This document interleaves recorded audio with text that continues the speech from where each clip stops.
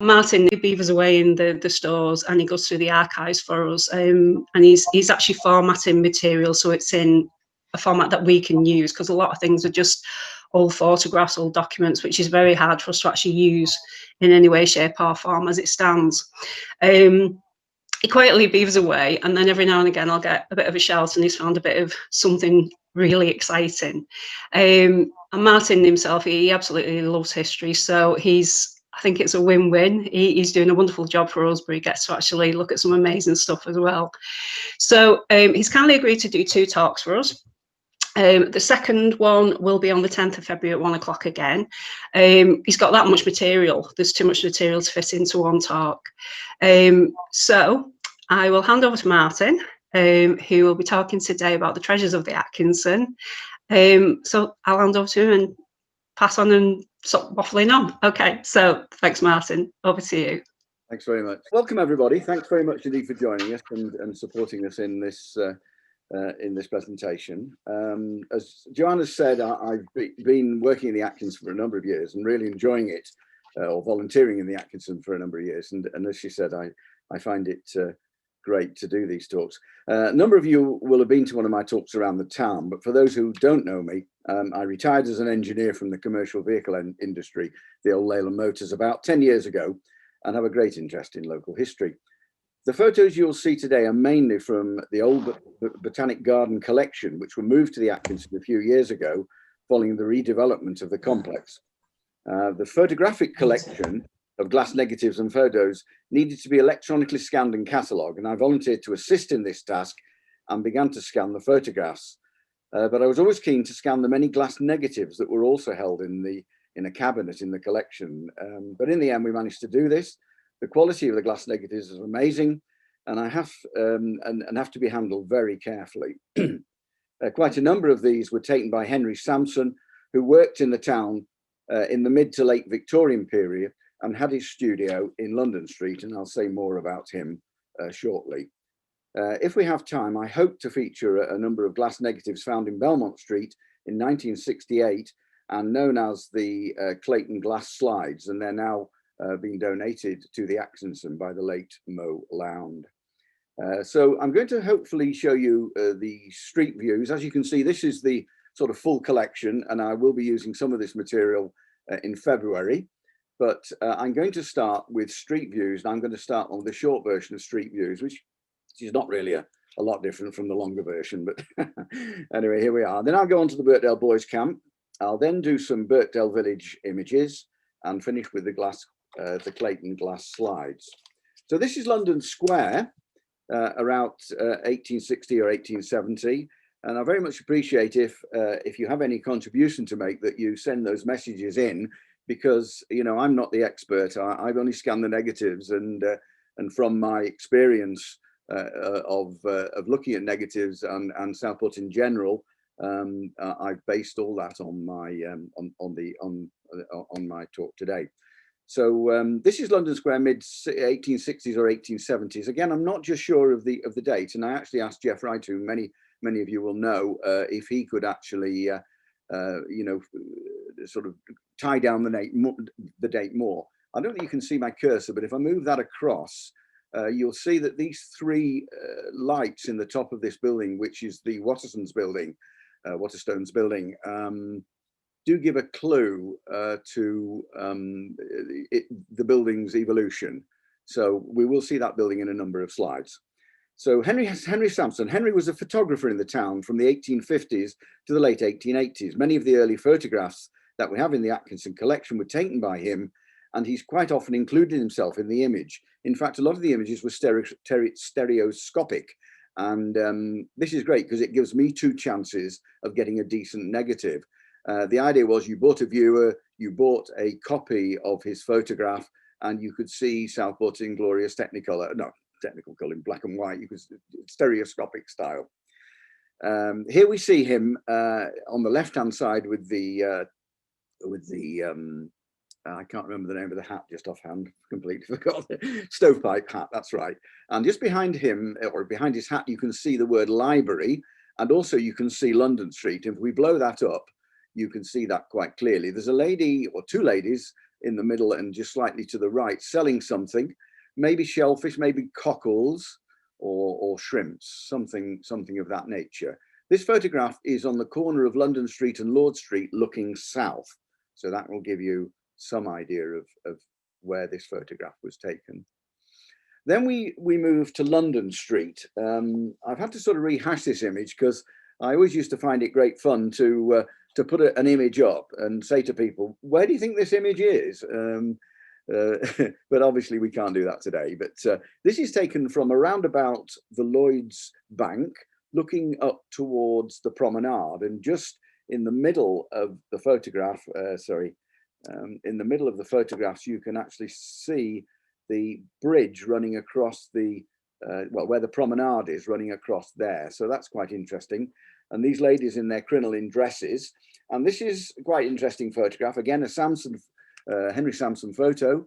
And you can see his studio there, right in the very middle of this photograph, Cobble Street, and the building on the left here, which I just spoke about a moment ago, the Waterstones building on Lord Street. It really doesn't look like Lord Street at all, but I can assure you that it is. And Henry operated from this building on the right hand side there, obviously selling his photographs and also obviously doing portraiture. This is right from the very early dawn of photography, so it's quite interesting that. Here you can clearly see the underpass with those three people underneath the bridge, and that's the one that is mentioned quite a lot by the Victoria Hotel, which is now filled in, and there are a lot of interesting stories about that, but we won't go there today. So another photograph taken from round about his, well, you can just see on the right hand side the balustrade that was just round about his studio. So he's walked outside his studio and taken a picture looking up the street. So it's quite interesting, but quite different from the other photo, in that there must be a few years between the two photos. The Waterstones building has ended up having three skylights, whereas before they were just opening flat windows or just flat windows. And I just blow that up to show a little bit more. A few little marks on this negative. Obviously, some of the negatives have suffered with storage, but generally it's great to have them. They're super photos. Then we've come a little bit further down the street, and just again the building that I spoke about, the Waterstones building on the left here with the verandas. So we're going to move out of Lord Street now, and we're going to go to out of London Street into Lord Street. And I think I've managed to, I didn't initially know where this was, but I've managed to get a bit of a clue on it, because the building right in the very center there is the Bold Hotel. You can identify that because when you blow the image up, and the beauty about these images, you can do that, is there are two chimneys there and a window in the middle, and obviously there's some trees hiding the rest of the building. But apart from that, there is no way that you could identify this building. All these houses on the right-hand side have been turned into shops and built higher, and all gone, completely gone, which is quite interesting. But there's obviously some kind of event going on here, because again, about 1860, 1865, the photo, I think, with the crinoline dresses, I think that's about right for the date. You can just see a little bit more there on the left of that Bold Street building. Then we move to King Street, and this is a well-known photograph, but I scratched my head for quite some time, and then I started blowing up the image, and you can actually read the signs. It's a lovely image with this dog in the center, and the horse facing towards and the wheelwright notice there. And when you blow up that, the quality again is really nice. It's absolutely super. And the image comes into focus, and you can see the Cheshire lines, John Hobson, housekeeper, retail and foreign wines. So that's quite interesting. Just a final blow up, licensed refreshments. You can't identify it as the Cheshire Lines now at all. It's changed so dramatically. Then we come to this image. Obviously, it has been played around with this image because they've tried to put a few clouds in it. But again, it took me some time to identify it because this tower is a real confusing item. But it's actually this is actually London Square. I don't know, about 1880, 1890, something like that. Looking up towards the north, with this tower, which is just no longer there. I mean, there's no way it's around. So quite difficult to identify. I imagine this building will still be there on the left. You'll be able to see the upside, you know, the top of that building, the top of it. And then that, obviously, that tram, which is horse-drawn. And I think that will probably actually date it a little bit more, but I'm not an expert on the trams in Southport. And that's obviously on its way to Row Lane, but you can clearly see that tower behind the tram, and somebody cleaning their boots on the right-hand side. You know, they are a delight. These, you can spend hours just looking at these images and picking up all the detail. And right across the middle of this exposure, which would have been probably a second or a second and a half or even 2 seconds, people have moved, so they've not actually been recorded apart from just a leg or two and things like that. And then we come to probably the finest photograph in the collection, and this is the brain's not working, sorry. Raining gear. Prince of Wales, what am I talking about? Yes, I'm not reading my notes, that's the trouble. Perhaps it would be helpful if I actually read my notes. It's a 9x8 glass negative, and it's the Prince of Wales, and it's just after it was built in about 1860. This is an incredible photograph. Look to the left here, look to the right. You know, we can't identify anything today apart from the Prince of Wales. Look at the size of the trees. They're just, you know, minute, only just been printed. Probably 1861 or 1862. I think that was about the time it was built, but beautiful. But the quality is amazing. Look at this. I've blown up that section. So we're going from there to the middle, to the door, to the central door, and you can count the bricks. And in fact, this isn't the highest resolution that I scan the negative at. And you can actually count the bricks on that. It's quite incredible. A closer view of the actual building itself, looking slightly better than it does now, sadly, you know. And then if we come back to this image and we look to the south, we've got this house here, which is running down to Lord Street. So there's no little road that runs across where Gusto's, the Italian restaurant, is. There's no road there. That must have come later. But this is a private house with a garden running down to the pavement. And then if we go further south, if we look at that building there, that house there, and this photo, which came to the Atkinson from somewhere on the south coast, they identified this H.F. Brockbank and managed to find out that H.F. Brockbank was a motorcycle dealer in the town, one who I know a lot of details about, in particular about his racing on the beach. And he had that corner house when it was converted into a shop later. And here outside is about a 1919 photo of Brockbank's NUT with significant modifications. So he was probably racing this at the time. He raced regularly on the beach. He was known as HFB. And if you look at this photo, again, look on the left-hand side, there's a photograph of a motorcycle actually in the window. And then it says, record broken Wooler. So Wooler were a motorcycle dealer in the south, so he obviously must have been selling Wooler motorbikes. And then you've got all these lamps in the acetylene lamps in the window. None of this electric nonsense, you know, all acetylene. And then 2 ramps to get his bikes in and out, and another photo, you know, records broken by Wooler. So quite an interesting photo, and one which told us a lot about Brockbank. And then we move further to the south, but look back at the Prince of Wales. So these are all private houses in that running down to Lord Street. So there's no road there which must have come later. But you just get some idea of the kind of properties that were built in that area. And then we go even further south to a lovely picture of Wellington Terrace. And we know that Wellington Terrace was built in 1818, obviously named after the Battle of Waterloo and Wellington. And a lot of those houses, well, all those houses still exist. And in fact, the Imperial Hotel on the right-hand side, which is now a rest home, can't just remember the name of it, but that's on the right-hand side. And this road running in between, which is not quite how it is now. In fact, I think the gardens are longer and the road runs a little bit closer to Lord Street. So back to the Prince of Wales. Ooh, why has that done that? It's not working. Yes, there we are. You know, when you press the button and it doesn't work. Anyway, we're back to.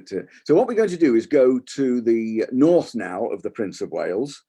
The first building is Gauze Terrace, and you can just see the reading there of Gauze Terrace. And a lot of these buildings were named, although I don't have all the names of the houses, and they ran straight down to the pavement. So here we are, Gauze Terrace, very sandy. You can see the ground there, looking extremely sandy. And then looking back towards Gauze Terrace is on the right-hand side now, and 2 or 3 photographs. I'm supposing these were 1820s, 1830s period. Obviously all gone now completely. And then looking to the left, it's so fortunate that we've got these, and I don't know of many others that exist. And these are all glass negatives. I'm not sure if they're Henry Hound Samsons or not. And this is a lovely photograph, and again the quality is superb. And you can see, you can even read the numbers, 80 on the left hand side there, this one here, number 80, and Bay Cottages, and this one here, I think it's Howlett's building or something like that. And then if we just go here, you can, yes, Howard's building, that's it, yes. Great pictures, are really lovely. Then we go Bay Cottages, which is getting well away from the Prince of Wales here. And this Gregory, late foreman with W. Batty and Son, practical watch and clockmaker. So that's quite an interesting bit of information. Number, I don't think it's number 80, it'll be 78, won't it? And then we come to the Palace Hotel, and this is a much later photograph, about 1920s.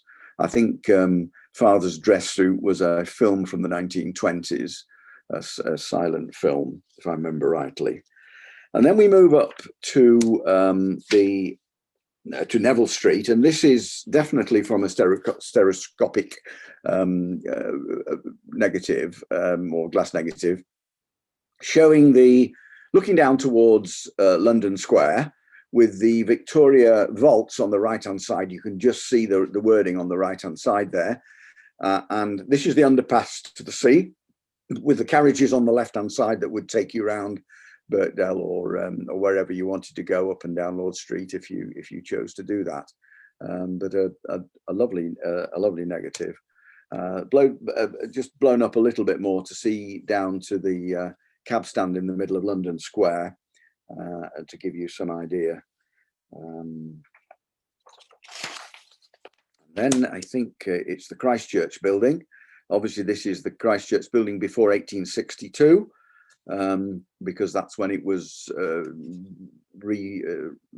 rebuilt or largely rebuilt, so it's much smaller in this form, and the tower was increased and the steeple was put on it, which was taken down in 52, and obviously it was all clad in the same way that the municipal buildings were, the Town Hall and the Atkinson.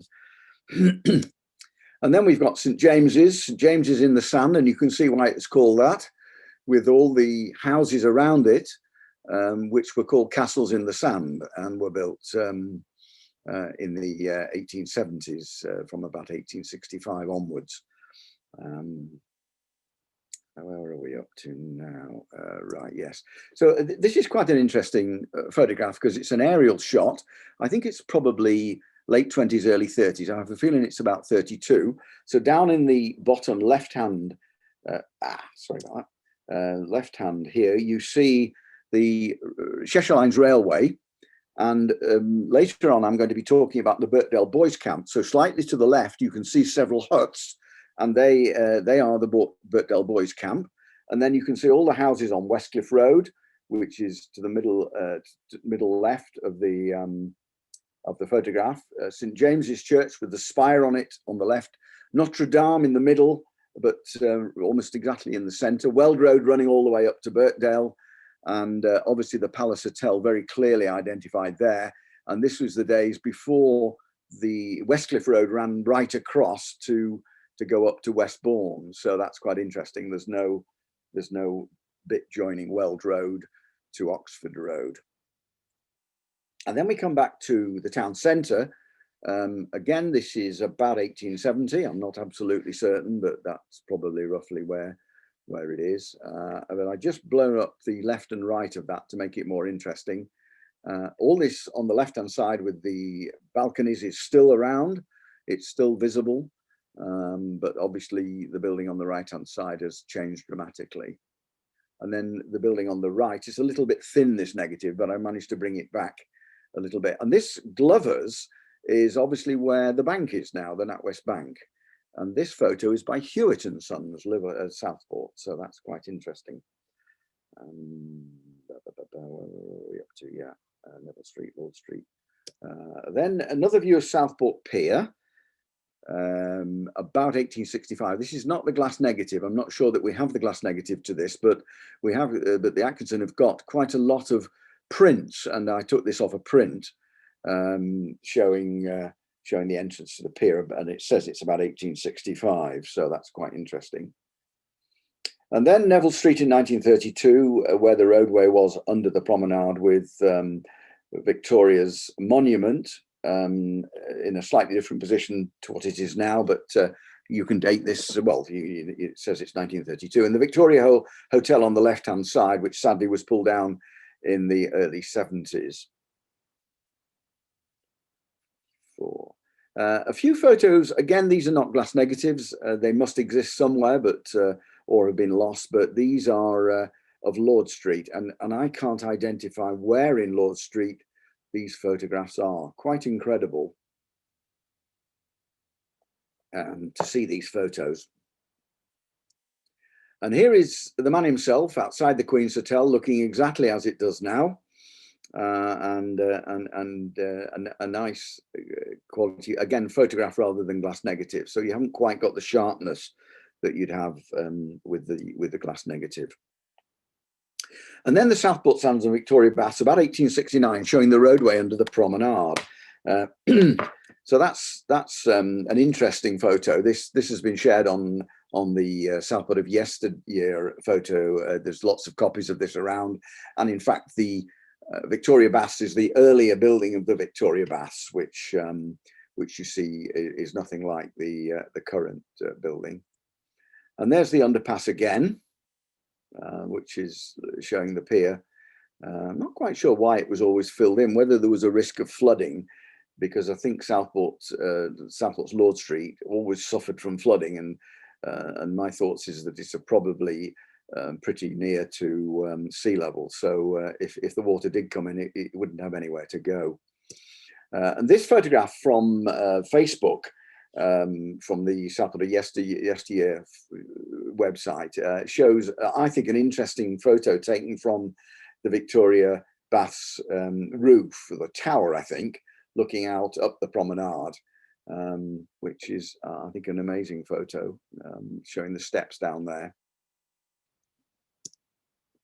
This is a Henry Sampson photo showing the Victoria Hotel in its earliest form, on here in the middle, and the Fisherman's Jetty, this was called, and you can in fact just see the pier running out there. It's not a terribly clear photo, but quite an interesting one of early Southport. This is a promenade again between the Sandringham Hotel and the Royal Hotel. Looks like some pulling down has already been done there, so I don't quite know. They can't have been up very long in 1856. And you can see the bathing huts on the left-hand side as well. This is an interesting photo. If you wanted, you could take one of those carriages that we saw in the underpass, and you could go and have a trip out to Bertdale, to Ash Tree Farm, I think was the favourite place where you could have your afternoon tea. But it says it's behind Victoria Flats development in York Road, midway between Oxford Road and Well Road, and the extreme left could be Dudden's Farm. How it has changed, I'm not sure of the period, but I would have thought 1860 again. The Victoria Baths in its later or its current form, a photo from the 1930s, which is quite interesting. And the Chapel Street Congregational Church on the corner of Eastbank Street and Chapel Street. I do remember the building, and it was pulled down, I think, in the late 60s, early 70s. An amazing building. And then we will see this one later when we see the Bertdale slides. So, and I'll say more about that then, because there's no point in saying it twice. And that one as well. So I will actually skip past those. And I'm going to skip past this one as well, because these are included in the Bertdale slides. Upper Alton Road, with, I think, a congregational church on the left-hand side, which was pulled down. There are some new houses there, and a couple of houses on, a couple of shops on the right-hand side. Johnson's, the domestic appliance hardware shop, is on the right hand side there now. Just behind that was the cinema, and then the Smedley Hydro, quite a nice coloured. These are not negatives; they're actually postcards that are in the collection. And the Fire Brigade, the Bertdale Fire Brigade, outside the building. So we'll talk about that in a moment. Williams and Glynn's building, quite interesting just to have this in your mind, because we will show you a photograph, an earlier photograph of that in the Clayton glass slides if we get round to it. This, I think, 61 is King Street, bearing no relation at all to how it is now. Amazing, absolutely amazing. And I think that probably on the far right hand side would be East Bank Street, so that gives you some idea of where that is. The Cook refractor in Hesketh Park, still working, an 8-inch refractor. I've looked through that many times, and it's a great bit of kit. Some 19 Edwardian photos, 1906, 7, 8, something like that, showing the mixture of cars and also carriages. Just blowed that up, FY221. Don't know what the car is, I'm not quite sure. And then the Atkinson building from the 1930s, showing the Palace cinema on the right-hand side, where the Vincent is now. Right, so that's the first part, and then we move to the Bertdale Boys Camp. Let me just turn my notes up, because that will help.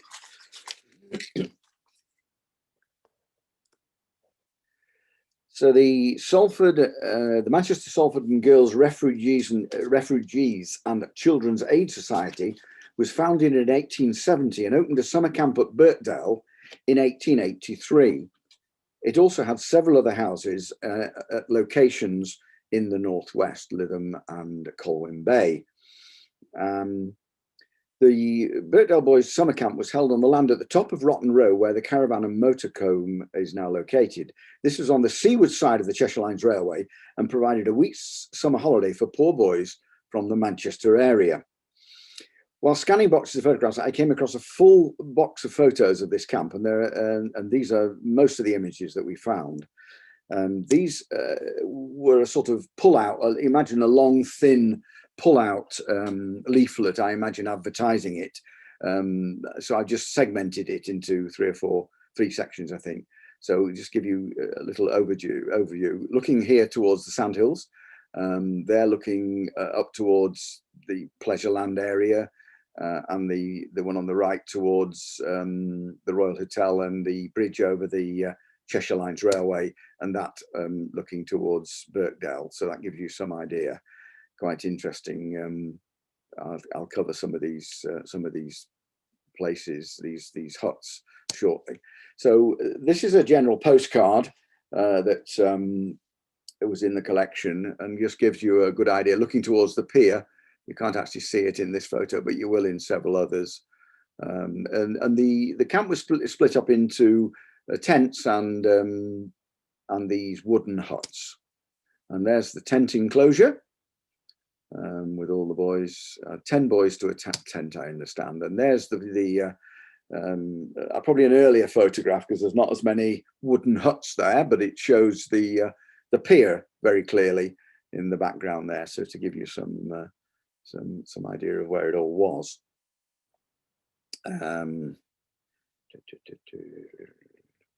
All right, yes. So in this image, an Edwardian lady is giving something to one of the boys. You can see in the background the Cheshire Lines railway fencing and a signal pole, and also in the background you see the Royal Hotel on the promenade, which is just there, if you can see my cursor.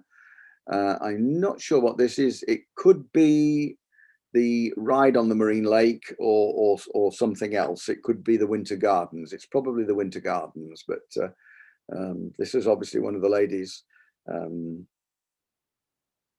So here we have the one of the huts given by Mr. and Mrs. John Bodden. The accommodation on site was made up of bell tents and wooden dormitories, as I've said, and one was donated in 1920 by Mr. John Bodden, who lived in Southport and was a cotton, yarn and cloth merchant. And I actually researched John, and he lived in Southport, and when he passed away in the 1930s, he left, I think it was 76,000, which would have been several £1 million. So this was just one of the very wealthy benefactors of many of them Manchester businessmen, because it had a connection with Manchester. So that's quite interesting.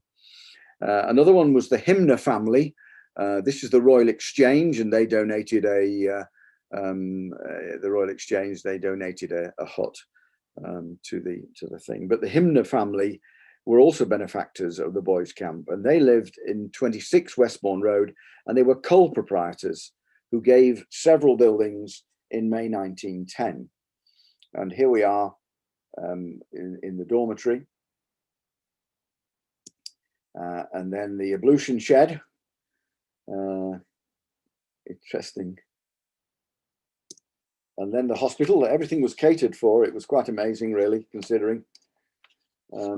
And the boys came from the streets of Manchester, and this is the kind of boys that would be signed up for it. And it just gives you, some reality to the situation. They were lads from poor families, and they would save their pennies to come on the camp. And I've got one or two photos. Here we are, all lined up outside the Boys and Girls Refuge Centre, waiting to be passed for camp.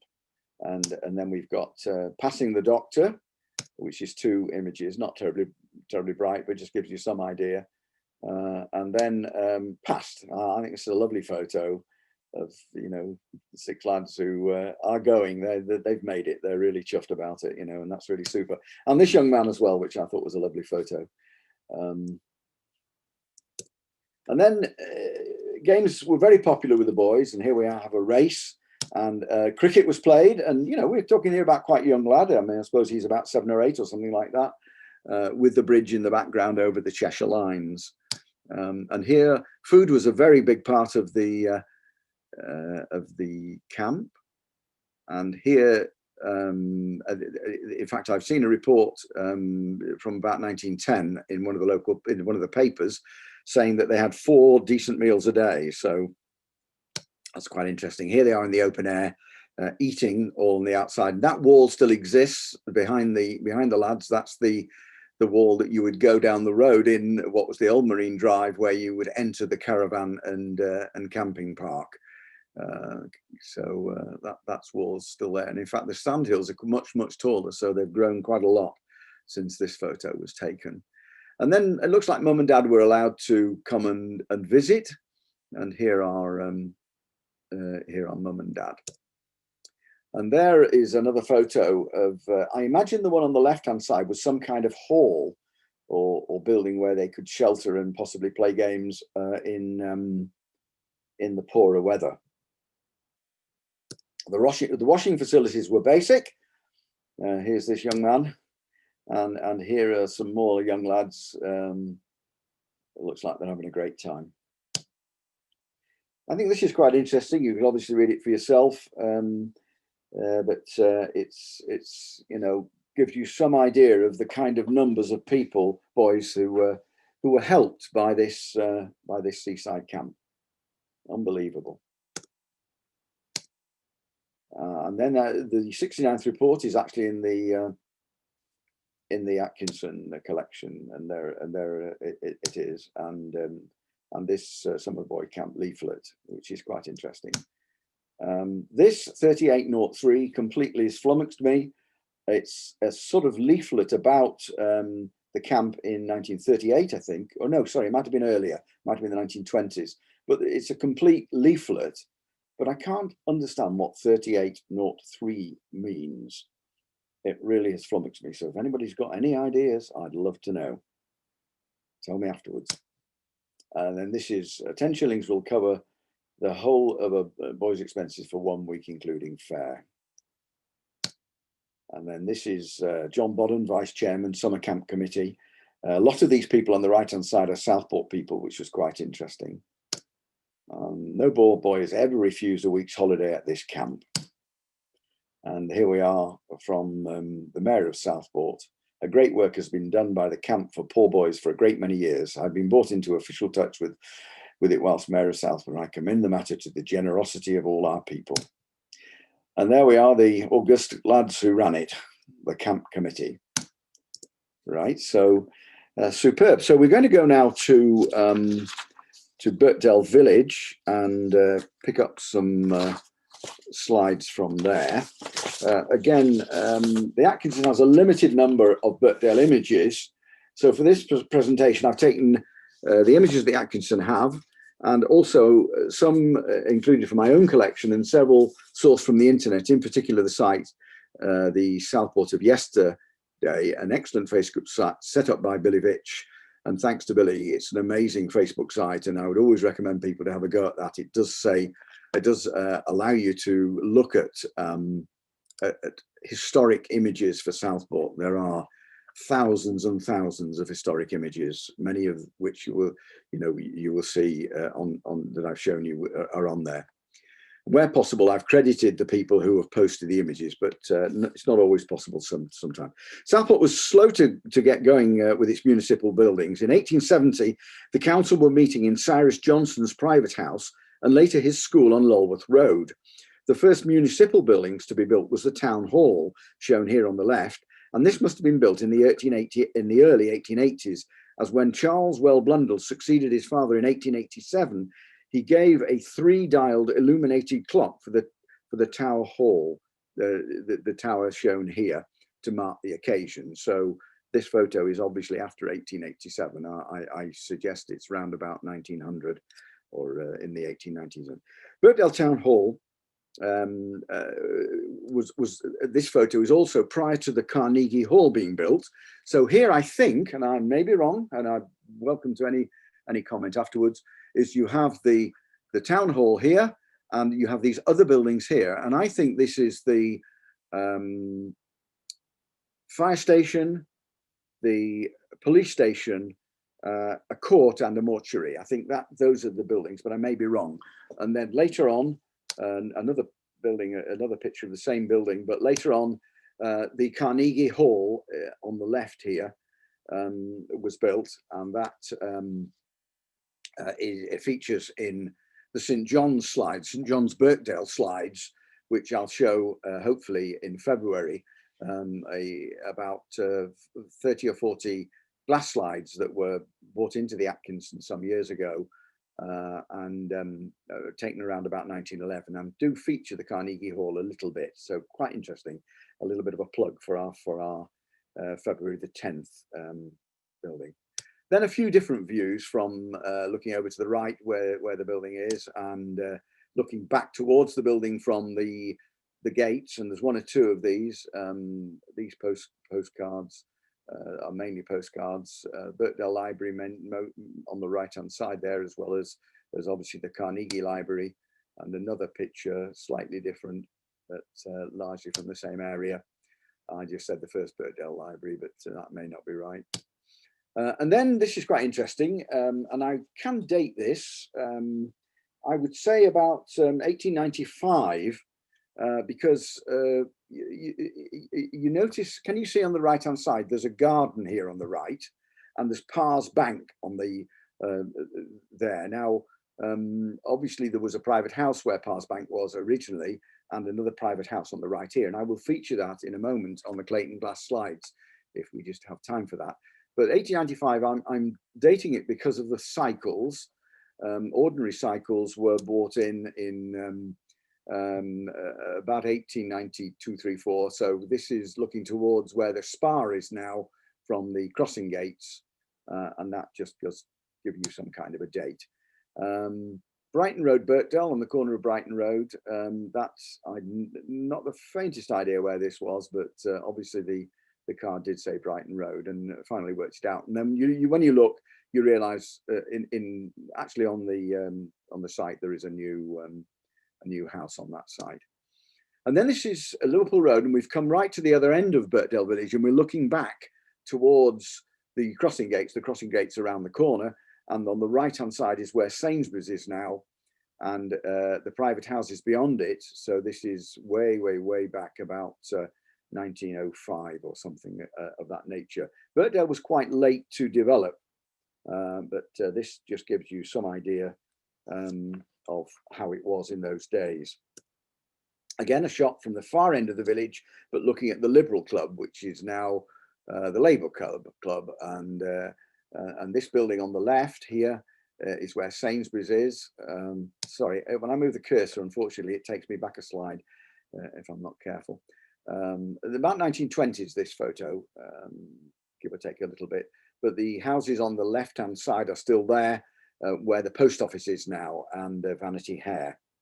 And just a blow up of that slide.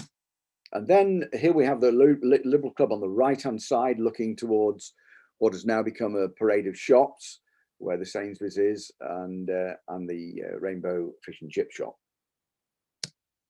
And then this is quite nice. It's on the corner of Liverpool Road and Clifford Road, with the tram. The trams ran down the middle of the road here, coming in, if I remember rightly, from, I'm not sure where. Did they come through Bertdale? Yes, I think they did. They came through Bertdale and then carried on. Don't think they did initially, but they did later on. That's a nice photo. This photo appeared on the internet from some, I don't know whose copyright it is, but it does show Bamber's Garage on the left-hand side in Bertdale Village. On the far left, you can see Motor Agent and a 1920s, early 20s car outside, and a horse and carriage, and the creamery, and then the butcher's shop on the centre to the left of the creamery, and Owen's Coal on the right. And I just blow that up a little bit to give you some idea, because it's quite nice quality. And you can see the houses are still there, so it's 1920s, clearly 1920s. And then it was it's Bruff's Butchers now, and the brain is failing me. Lee's the Butchers, I've written it down here. If you remember Lee's, it's actually the shop to the left of the creamery. And there, that's Fairbridge and Hatch Joiners, Builders and Contractors and Undertakers, and Owen's Coal. And that just to the right of this photo is where the entrance is to the Conservative Club. This is the photo I was stumped on completely by this photo, and I really struggled to find out, trying to use some of the information in the notice board, you know, full story on the raid, the Perchoir, and full story on the raid, and some of these other bits of information which you can get at. It's H.E. Westerman, newsagent, and I had asked a number of people, and somehow we managed to identify it as being actually in Weld Road. So if you can imagine coming out of the station, having come from Hillside, you would immediately see it on the left-hand side, and hence he had his shop there. And obviously you picked your paper up on the way to Southport or to Liverpool, whichever train station, whichever way you were going. So in the far distance in the middle is the pub, and this is where Laura Ashley would have been a year or two back. I think they've actually moved out of the building now, but so different from how it is now. And I was able to confirm that by, I think if you look on the 1905 map of Bertdale, the Ordnance Survey map, you actually see this as a walk around. So the road is on the right hand side and this walk around is shown on the map, and that just confirmed it to me. So quite interesting. 21. Oh yes, taken from the far end of the village, a postcard looking towards that new bar that's opened a few years ago. I just forget the name of the bar, but again, the houses on the left and right still in existence, probably 1910, 1905, something like that. 1920, a 1920s postcard looking towards Spa. And then the signal box with Seal and Ball, who were cycle dealers, and Williams and Glynn's Bank. Keep that memory in your mind. A 1950s photo of the Well Parade and the railway. The Palace Hotel station, I think probably after it had closed, before it was pulled apart. And then the pitch and putt of the Palace Hotel, which is great. I ought to get some pictures of the Palace Hotel in here as well, which would make it quite interesting. There's plenty of those around. And this is where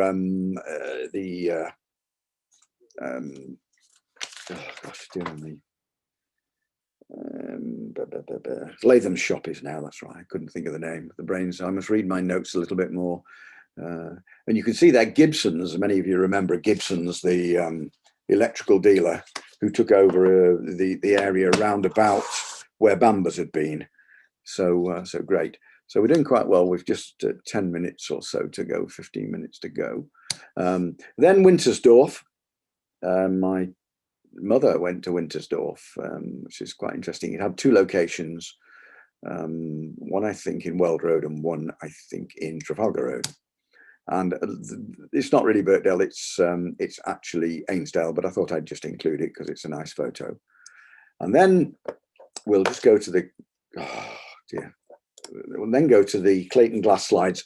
I'm going to try and do these because there's quite a lot of these. We hopefully will get through them all, but we'll just see. So the Clayton glass negatives, I became aware of a number of glass negatives that had been found in a house in Belmont Street by the late Mowloun's family, and had moved there when they moved there in 1968. Nothing was known about the negatives other than the family was thought to have lived in this house and to have been involved in the wine and spirit trade. In fact, they were found in an outhouse. To me, this was a real challenge to find out more about the family and research them through my family history interests and to see if I could find any living relatives. I actually achieved both of those before Mo sadly passed away last year. So this is the story of that family and the images which were taken by John Henry Clayton. And I dedicate this presentation to Mo, who left us sadly last spring. This is the suitcase that I retrieved from Mo in the spring of 2018. Might have been 2019, actually, I'm not just certain. It was amazing. There were about 350 glass negatives and the remains of one camera. And Mo decided to donate these to the Atkinson, and I scanned all these before I sent them, and the Atkinson have both the negatives, the story, and also an electronic copy of all the negatives. Now these I think are probably the oldest in the collection, from around about 1885. John Henry Clayton died in 1912 and appeared to take up photography in 1885. And this is taken from his front window at 4 Liverpool Road. So it's the shop above June's the Florist, which was June's the Florist. And you'll notice on the left-hand side, there is some steel balustrade there, which is quite interesting because the next photograph was a little bit of a puzzler as well. This photograph is extremely thin. I've only managed to pull it out using Photoshop, and this is about the best you can get. So you see the signal box, you see Bertdale Station, you see the railway gates, and just some trees. And then we move to the next slide, and in the background, obviously, the Bertdale Town Hall. In the next slide, you see this. And then I spotted these railings at the bottom, And those railings relate to obviously to the railings that we just saw in the other photograph. And this is looking across to where the Williams and Glyn's Bank was. And this is in the days before that was built, and therefore date it to about 1895. So we know that the building was put up about 1895. So this is shortly before that building was put up. And John Henry was taking photos, and you can actually blow up, and in the background you can just see in the middle of this of the photograph, there's a wagon here with the wheels very clearly. I'll just have to have a drink. And they're quite interesting. He was a fantastic photographer with a wonderful eye for, a composition. These are his 3 grandchildren, and I think he had 5 children. The story is that he married his first wife in 1864 in Denton. By 1871, he'd moved into the town, was living at 3 Neville Street, almost certainly over the shop, working as the manager of a wine and spirits business. And we know that the wine and spirits business was Henry Hayes and Company. And by 1880, they had 5 boys and 1 girl, but sadly, he was to lose his first wife and his only daughter by 1880. Around this time, I'm assuming that the wine and spirit business, which was called Henry Hayes and Company, had been sold to John, and the business had several shops and bonded warehouses in Southport and Liverpool. Quite a big undertaking, really. There were a couple of shots of his shop in Liverpool, but it's so poor quality, sadly, because it was must have been in an arcade, and the light was very poor. And in those days, they didn't have flash, so that's right. Now, this photo is a really fascinating photo because I can date it almost to the day. It's actually Coronation Day of Edward VII on the 9th of August, 1902. See the flag on the right-hand side. By 1890, John and his family were living at 18 Belmont Street, John having remarried in 1893. But this photo, I sent this photo to a living relative who lives in Wolverhampton, and he sent me back a photograph exactly the same, but with his relative in the same position as this gentleman in the middle. So obviously they'd taken several photos, and the one in the Atkinson is this one, and the one he had was one of his relative in the shot, and that was the only negative or the only photo he had from John Henry, which was amazing. So he was absolutely delighted to get all these other photos and to piece together the story of John Henry. So here he is with Florence, his second wife. I just love the clothes. I think the clothes are just amazing. And here we are, the gardener, I think, with possibly one of John Henry's grandsons, not absolutely certain, in the back garden at 18 Belmont Street. The greenhouse features a lot in the photos, and they obviously grew a lot of stuff. And in fact, Ralph, one of his sons, took an interest in horticulture and trained as a gentleman farmer, but sadly died in 1903 during his training in Selkirk in Scotland. And then this is one of his sons taking a picture of his son, so John Henry's grandchildren, and again a picture of the greenhouse. And I can remember showing this photograph to the lady who lives there now, and she said, "Oh, I'd die for that greenhouse." There's no remnants of it left now, sadly. They regularly went camping, and this is, I think, up in the Lake District. And there are several images of the Lake District and several of the Isle of Man. So these two are from the Lake District. And you didn't mess about when you went camping. You took all the kit, including your deck chairs with you and your bell tent and everything. Very, very interesting. This is Bassanthwaite, the Pheasant Hotel at Bassanthwaite. And REA caused me some grief until I checked the 1911 census for the area and discovered that that was the surname of the publican. So and that hasn't changed at all, hardly. Fascinating. This one, I don't know what this is. Aspinall, I imagine, is the word on the right. If anybody knows this building, or I think almost certainly in the lakes, but a really lovely place. I imagine probably one of the places he stayed, but I'm not certain. This photo, again, I love the clothes. This Edwardian dress is really amazing. absolutely fastidious, and the umbrella and just the way it's posed and everything. And there's a contrast this one as well, with the young girl and the infant on the left, and whether it's her daughter or her sister, I don't know. And the bloke in the background with his pipe is totally unaware even the photograph's being taken, and it's obviously in Lakeland again.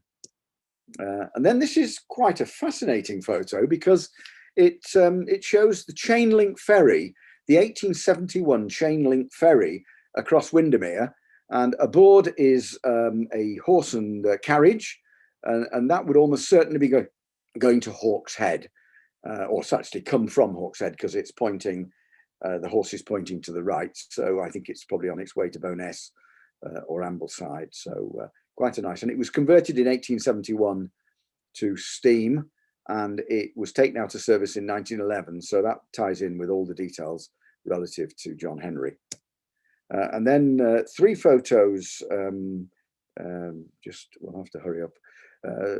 3 photos of Otter Hounds, 1, 2, 3, which feature very much in the collection, but I don't know which farm this was taken at, and I'm sure we'll find out in time. A nice picture of a Belsize and the otters, again 1905, 6, 7, something like that. A Windermere steamer, a steam yacht, a private steam yacht on Windermere again. A lot of these were around on Windermere, and some of you have been to Blackwell, the Arts and Crafts House on Windermere, and they had one in their day. The Holts had a steam yacht which their lads used to take out on the lake. And then the Swan Hotel, and this is quite an interesting one and flummoxed me for quite some time, but when I blew it up, it was the Whitewell Hotel, so quite interesting. And this photo is quite interesting because it got horse and cart and cars in it, so quite a mix of transport there. Again, a lovely photo. You know, how often do you see ladies laughing? But this lady in the middle with the black jet beads is almost certainly in mourning, so I'm not quite sure what that photo is about, what it relates to. I don't know who that is. It could be Florence, but I'm not certain. 3 ladies and a gentleman in the back garden at Belmont Street with the dog. This gave me a bit of a puzzle. The gentleman on the right with the tall hat is actually holding a strange device. Looks like a pipe of some kind, but in fact, it's actually a Victorian or Edwardian baby's bottle. And I gather they weren't very hygienic, because whilst you could clean the glass, you couldn't clean the rubber tube very well. So they were a source of issues. Again, another photo, lovely. He was brilliant at doing photos. Now we're going up onto the promenade here. We're going to just see several photos by the Victoria Baths of the family. These are all family photos, but you can see in the background marine cycles there in the baths, and the oyster room, very popular oysters in this period, although oysters weren't caught in Southport. A nice picture with the Victoria Hotel on the left-hand side of the marine lake. I'm not quite sure what's happening, apart from this young man with nothing on. Very confusing. And Bing House on the right-hand side here, so quite an interesting. And the aerial flightway that was on the marine lake in this period. Gentleman with a pipe. Quite a nice photo. I have repaired some of these, and there are still some blemishes on them, but not all of them. It's quite a big job to repair them all. This is I think this is in Selkirk in Scotland, but I'm not certain, and I've yet to identify this farm. It might be a farm in the Lake District, it might be in Selkirk, but it features in a number of the slides, including heavy horses and shearing, things of that nature. Right, so in 1906, I think it was, let's just check the date. 1906, the Claytons took a holiday in the Isle of Man, and it coincided with the Isle of Man tourist trophy in September. And Henry took several images on both on the way and actually in the island. And this is Fred on his way. I'm not quite sure who Fred was, but he may have been a friend of his. And then you've got this picture of Douglas seafront with the Dunlop balloon clearly showing. And then you've got the TT wasn't a motorcycle race in those days. It was actually a car race, and here are a number of cars on the slow start test, the slow speed test on Douglas Prom. And number 29 is a Daisy driven by F.W. Crouch. The idea of the test was to prove that cars could go slowly and to stop them gearing up, so the cars won the fast section but could not go slowly. And a friend of mine who sadly passed away was able to identify a number of these cars because he does know quite a bit about this period of motoring. And then the other one is another picture of the slow speed test on the Prom, which is showing that building, which I've yet to identify in the middle of the photo there. And then this last one is this last in this motoring section is actually the car number 5, because the car number 5 is a 20 horsepower Rolls Royce. In Rolls Royce, it had only been going a couple of years by then, but this is his 20 horsepower car, which won the TT that year. So this is the winning car with several Stanley steamers behind, and some other interesting cars, which were official cars, obviously. And then this is Brad ahead. I'm going to whiz on fairly quickly on these. Nice composition. And then he took a picture of this yacht in Douglas Harbour, which is absolutely fabulous. A steam yacht. I imagine one of the competitors, or maybe one of the car companies that were competing, but certainly there it was. And what a beautiful yacht. Absolutely fabulous. I've not been able to identify its name or who the person was. And in the background, the Fortown Hotel, which no longer exists, which is on Douglas Head. But just look at that quality of the steam launch. Beautiful, beautiful. This is Grudel Glen, where there were a number of attractions, people all on the left and on that stand on the wooden stand running across. There were a lot of animals. They had sea lions and bears and various other animals that in the Victorian period in Grudel Glen. This is the hotel, the Grudel Glen Hotel at the top of the glen. And then we have the donkeys at Blackpool at Douglas, and excuse me, and the Lexi Wheel. Many of you will have been to the Isle of Man and seen the Lexi Wheel, and I've climbed those steps, and by gum, it's a job. It's really steep. On the right hand side, you can see a large terrace of houses, and this is known as Hammond Egg Terrace, because in this period, if you went to Lexi, you went in the mid to late morning, and you could have your ham and eggs, either lunch or tea there in that terrace, and people just used to open their doors and provide for the people coming to see the wheel. And a lovely picture of the wheel in 1906. This is very strange because it's completely out of sequence, but it's a Maxim gun, and it looks like it's South Africa, but I'm not too sure. And then if you go to the beach, this is how you dress. And he's got his camera there and his hat and his grandson, all dressed absolutely impeccably for the beach. So I think that's probably it for today. But I just want to publicise our next event, which is on February the 10th at 1 p.m. And I hope to cover these items: early motoring in Southport, the 1903 Promenade Sprint, the St John's Bertdale slides, which are amazing, and some images donated by Mr McQueen, and they are quite interesting, and other Atkinsons. So I'm going to stop my share and pass over to you, Joanne. Oh, thanks, Martin.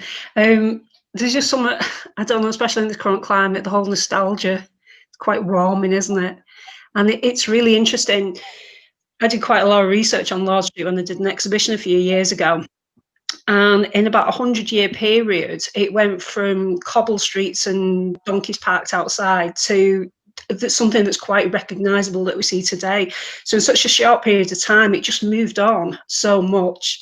Yeah, it's amazing. And thank you for that. And yeah, it's just lovely to see the photos and things again, because I've not been in for quite a while, so I'm missing it myself. So we'll open up to questions. I think some things come through chat if you want to have a quick look at that. And while you're having a quick look, I will just mention another talk that's coming up, which is on the 3rd of February at 7 p.m. It's Dr. Tom Preston, who some of you will know, and he's been researching an amazing story for us. It's a chap called Dr. Clements, who was basically a bit of a Dr. Crippen. He was marrying ladies and bumping them off at, well, he had at least 3 wives. So that's an amazing story. So if you're interested in that, have a look on the website. Same procedure again for logging on. And I'll hand back to Martin to see if he's got any questions to answer. Yeah, I've got. There's a few here on the chat. David Wall says the tower is called a rotunda. Thank you for that. I'll add that into the comments. Is the Prince of Wales a hospital? No, it's a hotel. Jill Barton. So that's yeah, it's still a hotel. Sadly, not how it was originally. Remains of the old village green outside Wellington Terrace. Thank you. Right, just a minute. Filled in for a better visual approach to the pier after the fire. Ah, right. Okay, so that would be the underpass. Filled in for a better visual approach to the pier after the fire. Fair enough. Thank you. David Wall says Blundell pub on the left. That's Princes Street. Thank you. Not King Street. Right. So that. What was Wintersdorf? Wintersdorf was a school in Bertdale, and it kept going until the war, I think, and then it merged into Trinity Hall. It was a girls' school. Yes. That young lad doesn't seem to look too happy. Right. So David said, I have a glass negative at Thatch Cottage in Southport, which I'm struggling to identify. Yeah, very happy. If anybody wants any glass negatives scanning, very happy to do that for you. And David, just contact me afterwards, or through Joanne or through the Atkinson. They'll pass any images, any contact details through to me. Can the images be blown up? Yes, they certainly can. A lot of them scanned at quite a high level, and for the talk I downsized them because I don't want I think actually that happens in PowerPoint anyway, and you don't want a very high res image for PowerPoint. It won't display it anyway. Right, okay. The Lord Street ones are magical. Thank you for sharing. Great. So I think that probably covers most of the questions. Thank you. Are the Prince of Wales gates posts the same as the original? Yes, I think they are. Yeah. Yeah, I think so. And is the white building the Tower Hotel in the Isle of Man? Not sure about that. I don't think it exists now, that building. And I asked some of my relations in the Isle of Man, and I'm sure they told me, but I'm not brilliant. I'm not brilliant at remembering that sort of detail. So thanks very much. If anybody else has got any any questions, just type them in, and I'll see them there, and happy to hand. But thank you very much all for joining us. Yeah, anything they want to get in touch with Martin over. If you go onto the Atkinson's website, there's a general link. If you go onto that, we can forward any questions on to Martin from there, so feel free to do that. So I'll just quickly say thank you, Martin. Lovely seeing you. Nice to catch up. Thank you all for joining us today, and hopefully see you for the next talk in February.